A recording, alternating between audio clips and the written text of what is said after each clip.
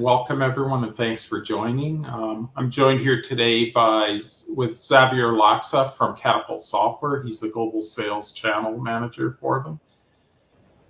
Just a little bit about Catapult Software as well. Catapult is a software developer located in New Zealand, and we've been working together with Catapult as GE for over 17 years. Working together really to deliver a lot of different power and energy applications. They are a big part of our ecosystem, and also even a reseller for our software. If we start looking at just a big thing that's happening in the industry today, and really there's a lot of change in the landscape, including things like renewables. Obviously, a lot of people pushing towards renewable energy sources, lots of energy management. But a lot of this is burdened by just some of the things that are in place today. As an example, only 4% of various operators in the world that are working in the power industry are leveraging their data effectively. A big part of the challenge is a lot of the information is unstructured and fragmented, and really operators need tools which is going to let them really leverage the power of that data, so essentially to turn it from data to information they can leverage. There's also a lot of change in the energy landscape around suppliers. Different suppliers, new energy producers, again, talking about some of the renewables and things like that are entering the industry. There's a big need for suppliers really to communicate with each other across those different producers, more and more than ever. And things like that are going to require things like tools that are web accessible, dashboards, are going to become even more important in those situations, and really being able to have that data and visibility so that you can handle things like extreme weather conditions or other catastrophic industry supply failures, as an example. Another big burden with the industry today is that there is an aging infrastructure. While we are there's a lot of new energy producers coming up with renewables like we talked about. There's still a lot of the grid is still operating beyond its lifetime. So a lot of systems are in desperate need of upgrades, especially to handle that increasing demand on the power grid that we have today.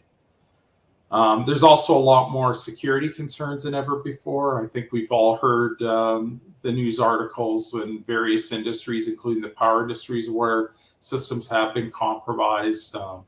There's definitely increasing cyber threats in the industry. And really, being able to stay on top of those is one of the key things. There's several bad actors out there that are trying to penetrate various grid systems, as an example. And then, of course, again, coming back to a lot of the sustainability and renewables and things like that, there's going to be an increasing regulatory requirements around just a lot of these industries that are going to continue to come, as well as, of course, the pressure to meet a lot of our climate goals, and in some cases, government regulations that are driving those.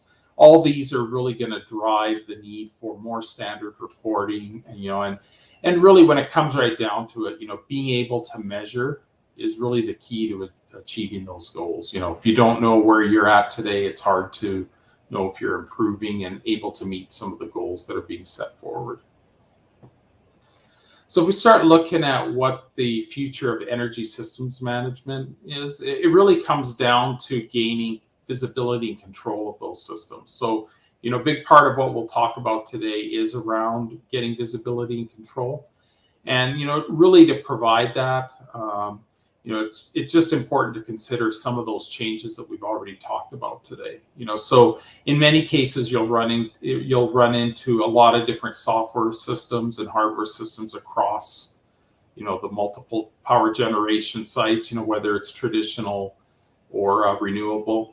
Being able to provide tools to really help modernize the workforce, make sure they have the real-time information they need to access their systems and do that control that they might need to do. Security, as mentioned, is a key. Also, the ability to be agile when interfacing with all those systems. As mentioned, more and more systems are coming online. More and more power producers are looking at trying to figure out how do they get a holistic view of their system. And, especially being able to do things like operate things remotely or, potentially in some cases doing control remotely. So visibility is really key to that. Getting to that stability and maturity of those platforms is really going to help with that. So continuing to stay up to date. It's, as mentioned previously, there's a lot of aging systems out there. I think now more than ever, the pressure if some operators are using some of those legacy systems really to move them forward. That pressure is continually increasing. And as we start collecting more and more data and information from these systems, as mentioned previously, there's still not a lot of usage of all that data that is being collected. You'll start to see analytics become a play. So if you aren't getting at that data today, really, if you want to start getting into that, new age of digital transformation and analytics, it's something to look at as well. The real goal around that is to ultimately help reduce your energy footprint, reduce costs, and ultimately, be a good global citizen as well with that. And then, of course, more and more the end customers are looking for information on where their power is coming from, what's your carbon footprint, all those things, especially if you're whether you're a producer of energy or a consumer of energy. Those things are going to start coming more and more into play. So in order to provide that information, you really do need a system that's going to let you integrate in and get all that data from those various energy systems that you might have. So now, we'll take just a quick look. As mentioned at the beginning, we do have our partners from Catapult on the line, and they're going to talk a little bit about iPower, which is one of those enabling technologies that's really going to help you get visibility into either your energy production or energy usage. And, so what is iPower? Ultimately, as I mentioned, we're in the automation business. We do have HMI SCADA solutions that are used across various industries, including power, facility management, energy management, manufacturing, and much more. So those tools are great, powerful, general purpose SCADA systems. What iPower does really is provide a set of tools that complements the HMI SCADA solutions to really help accelerate the time it takes to build and ease the maintenance of your systems that you might have in place. So, I'm not going to go through all of these, but ultimately it's really about providing the controls, the tools that are required to help build and maintain those applications quickly and easily. So, looking at some of the advantages, it does provide a secure and consistent control interface. There's some tools that are out of the box that are really going to help with, just making sure that the interface is consistent regardless of which system you're looking at, if you are looking at multiple systems or even across, different assets within your system. The idea is consistency is really helpful in terms of from a safety and security perspective. It also provides a lot of power-specific objects, and Xavier will go through some of these in a demo as well a little later. But the idea there is by having a lot of those pre-built objects and graphics for specific equipment, example, circuit breakers and things like that, you're not having to build those by yourself out of the box. So they're there and ready to use and provide that consistency across the application. There are also several tools that make the overall system easier to configure and work with, including things like navigation and some of the things that are really important, like control, being able to do safe control within the system. And And really, it's about, lowering that total cost of ownership by, just having some of that standardization really helps with that as well. So it is consistent and easier to maintain.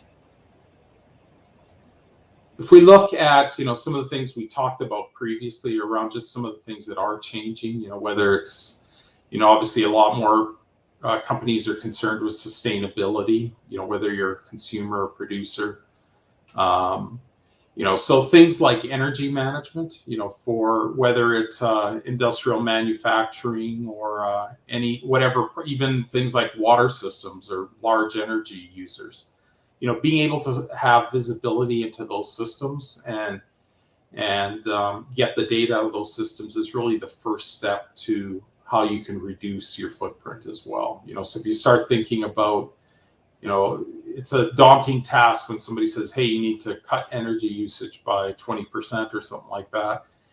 The reality is if you're not measuring your usage and where it's coming from, it's going to be a really difficult task. So it's really key for some of those large power producers to be able to put systems in place to really measure the usage.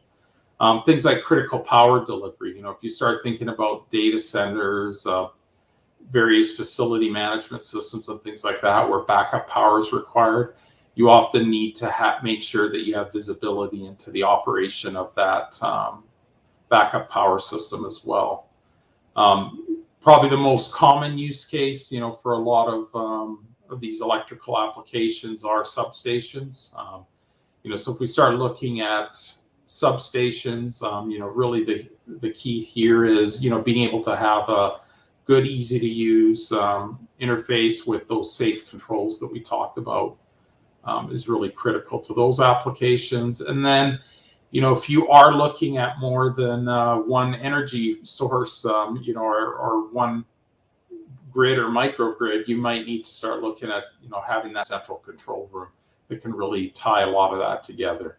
And you see a lot more of that, especially now with some of the renewable systems like wind and solar.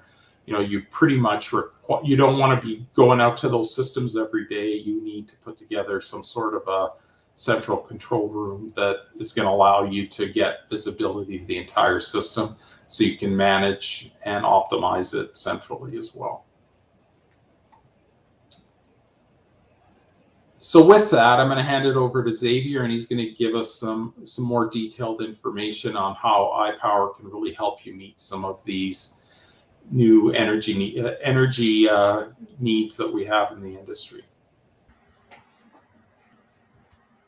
Thank you, Jimmy, and hello, everyone. Today, I'm going to talk about some of the key features of iPower and how you can use it in your systems to provide a number of features that are all available out of the box. iPower is a suite of tools added to your iFIX or CIMPLICITY system that enhances several tasks such as deployment, navigation, events, alarms, image arrangement, and display options. iPower is designed to serve the unique operations, safety, and control requirements of electric utility and energy management operations. But as you will see in the demo, it's not limited to that market, as a lot of the features are readily applicable to just about any other industry. So there are a number of benefits to using iPower for various users of the system across the board. For system integrators and SCADA engineers, the deployment tools and readily available objects like menus and lists make system configuration a breeze, saving time and money on deployment. For operators or SCADA users, the alarm management features and secure control dialogs in iPower provide a wealth of tools that allow operators to securely and effectively manage the state of the SCADA system, and this improves overall user experience. And finally, for management, aside from the benefit of increased productivity, iPower provides a consistent and future-proofed investment, lowering the cost of ownership, all backed by GE's years of experience in the industry.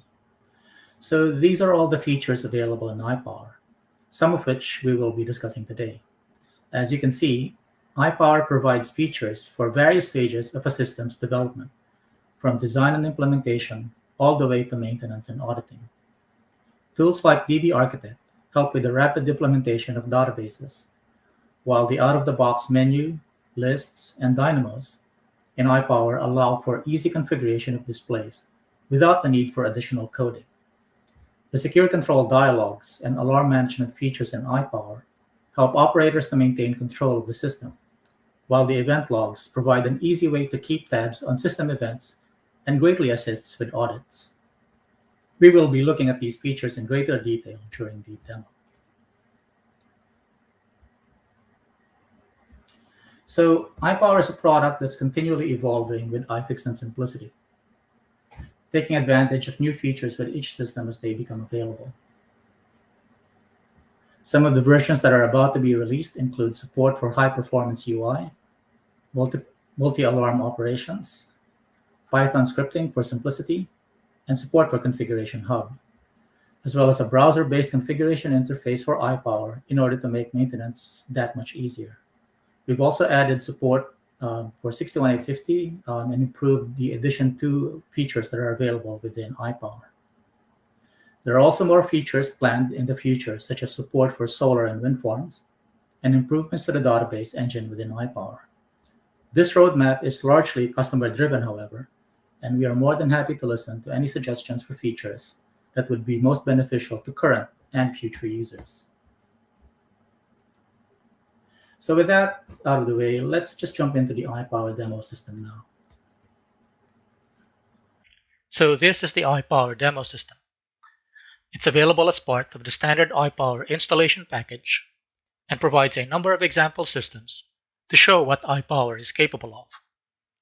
Here, for example, are a number of substation diagrams drawn in different styles. We also have an example water treatment system, a critical energy management system, and an example application of iPower for the oil and gas industry. This is actually the demo system for iFIX, but there is an equivalent demo system in Simplicity. What you'll notice with the two demo systems is that they have the same look and feel, right down to the control dialogs that are available.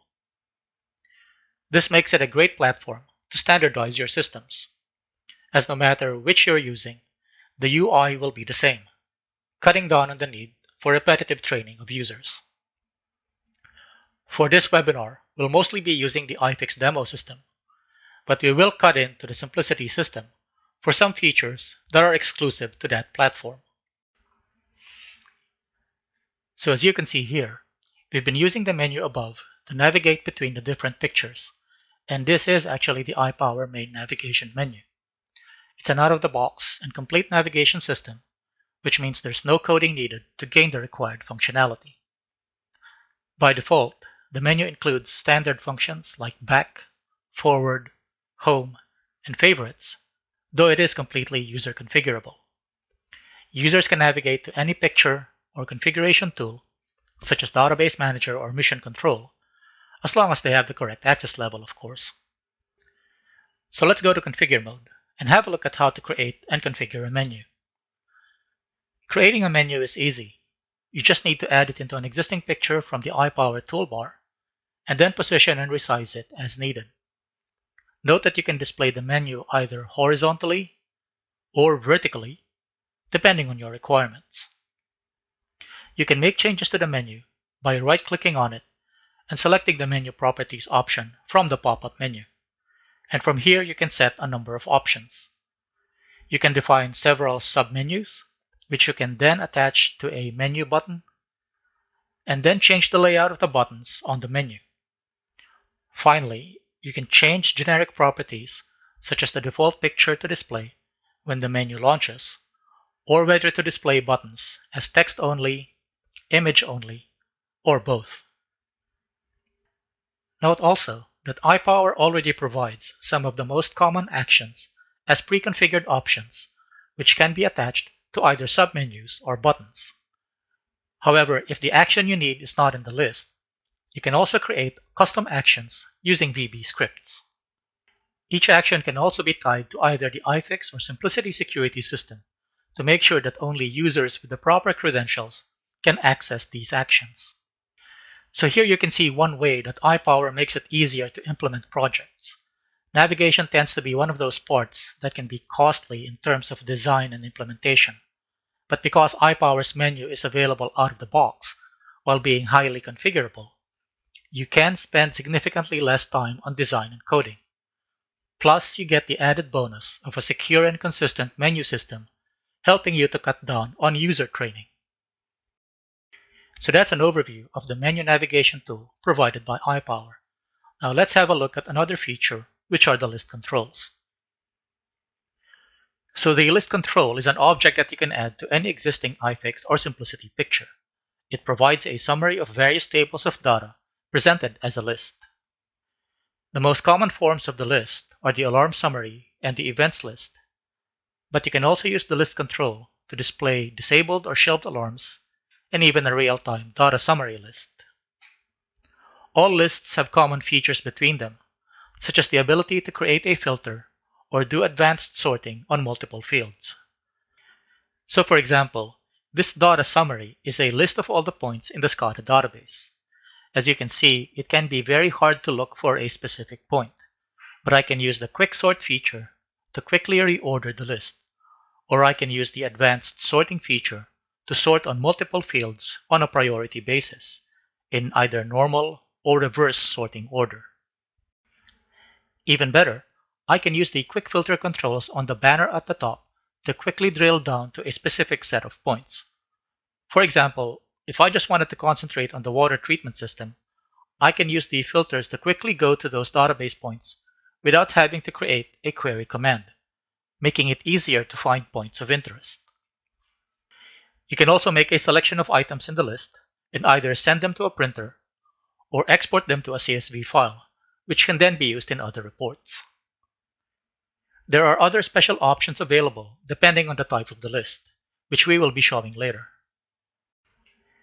Now let's go into configure mode to see how to create and configure a list control. So just like with a menu, adding a list to a picture is easy. To add a list, you just need to select the Insert List option from the iPower toolbar, and then resize and position within the picture as needed. As you can see here, I can resize it to either occupy the entire screen or just shrink it down to a small banner. Just like with the menu, you can also set the properties for the list by right-clicking on it and then selecting the List Properties option from the pop-up menu. Note that there are a number of options that can be set, from the type of the list to display and the sorting order used, to displaying options such as the quick filter buttons. So now let's have a look at two of the most common forms of the list and see how exactly it can help you to manage your SCADA systems. First, let's focus on the events list, which provides a summary of all the events within a SCADA system. This includes all active alarms and other system events such as operator controls, logins and logouts, and startup events. As such, it's a great way to audit your SCADA system. There is a special feature unique to the events list that helps with system audits. This is the ability to add comments to the events list, which comes in two forms. The first is an operator message, which allows an operator to insert a message into the events list. This is useful if an operator wants to broadcast a message. So for example, if an operator wanted to warn of an impending reboot of the system, he could create a comment like, "System shutting down in 5 minutes." And you'll see here that the comment is displayed on the list, adding information such as the name of the operator that made the comment and its date and time. The second form is an event comment, which allows an operator to add a note to a specific event in the list. These allow an operator to make relevant comments to events as they happen, rather than having to remember months down the line during a system audit. So for example, if an operator has knowledge of the cause of this alarm, he can comment on it by right-clicking the event, then creating the comment such as,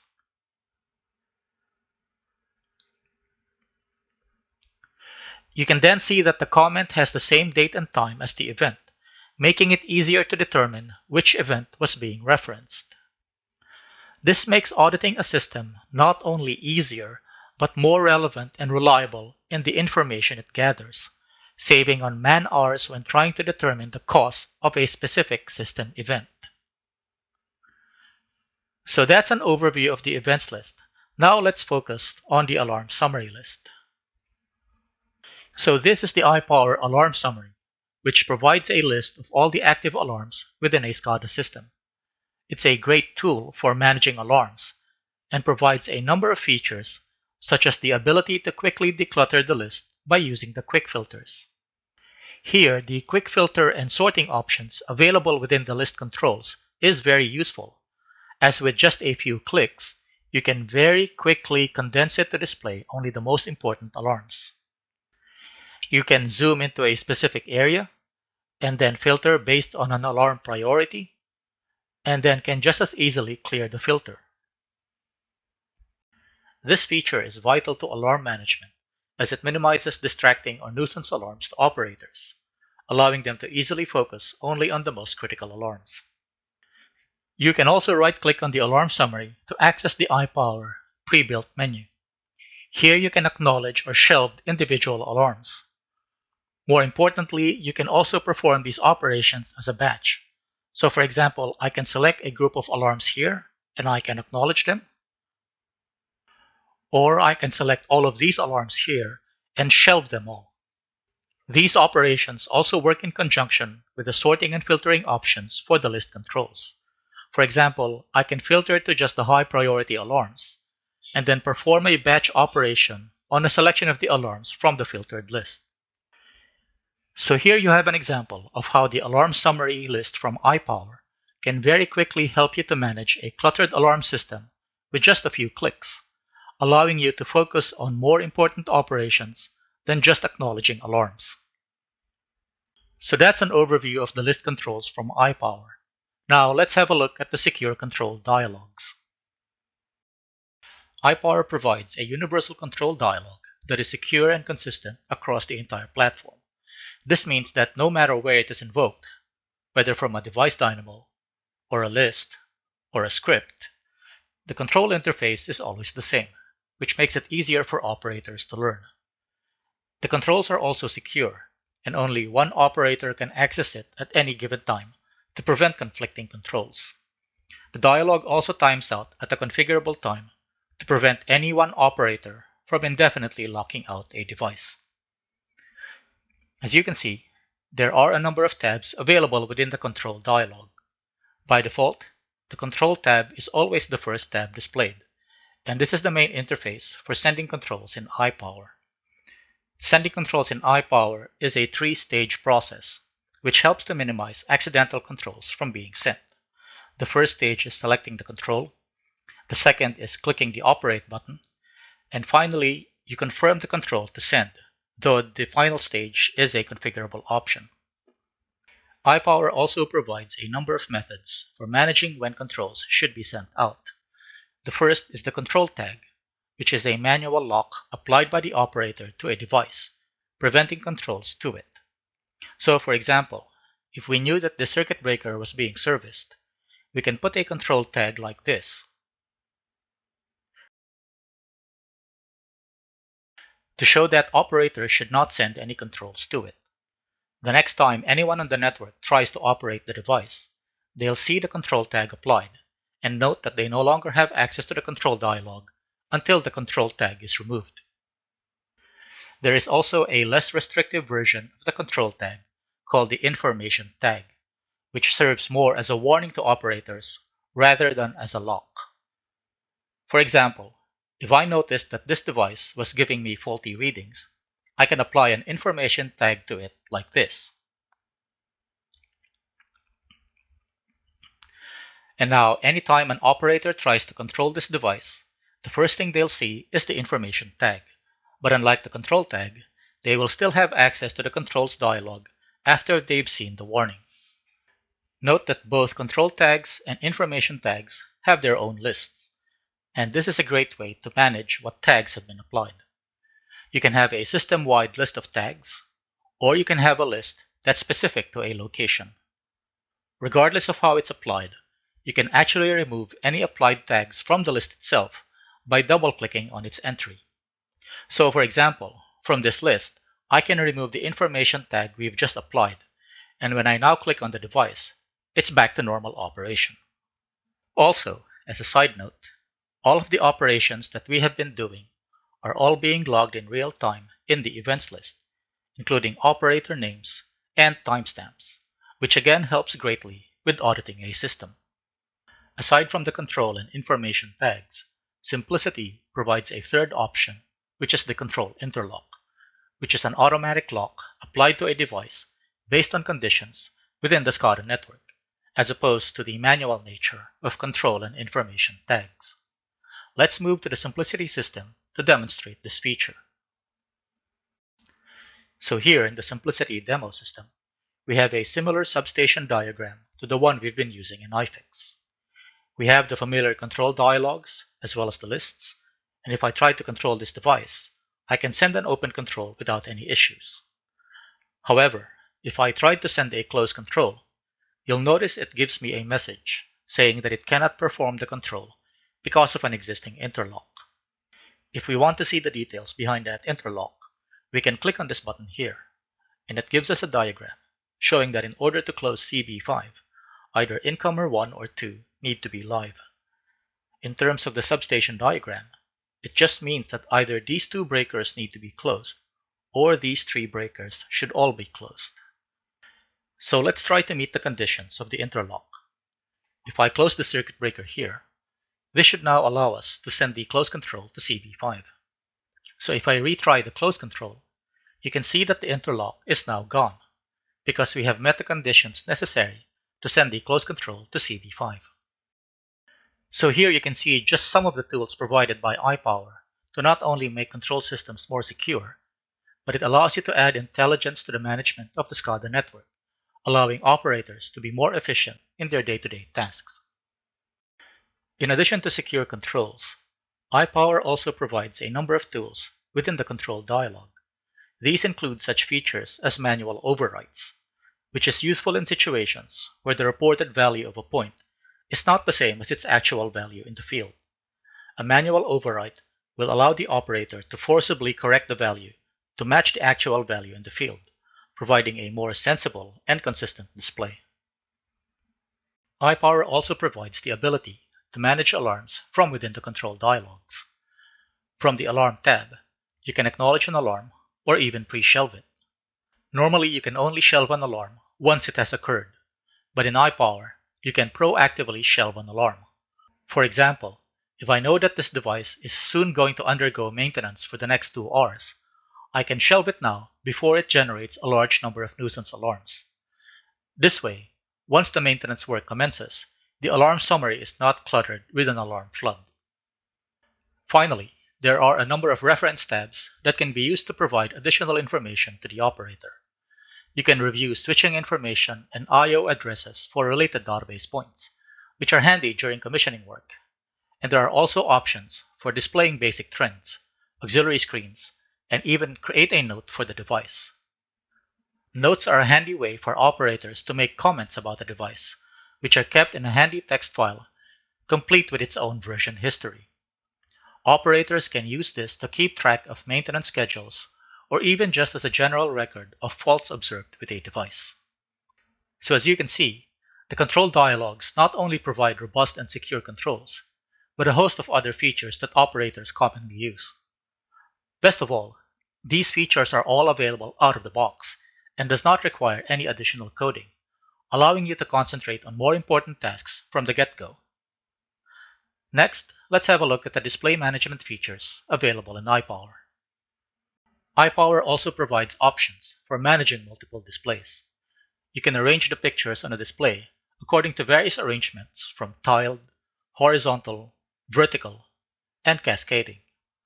This feature makes it easy to view multiple pictures across a single monitor, especially on a large screen.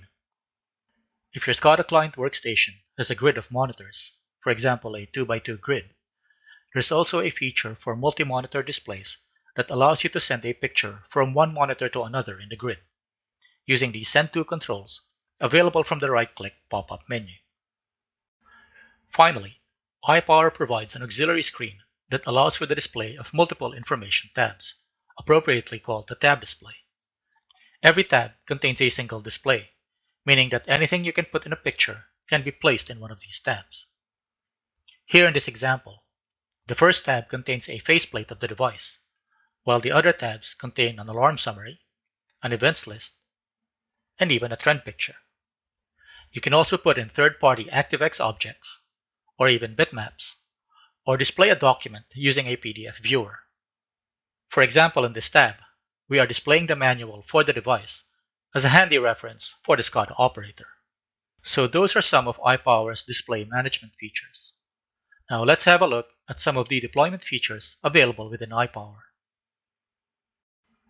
In addition to its runtime features, iPower also provides a utility to aid with the configuration and deployment of projects.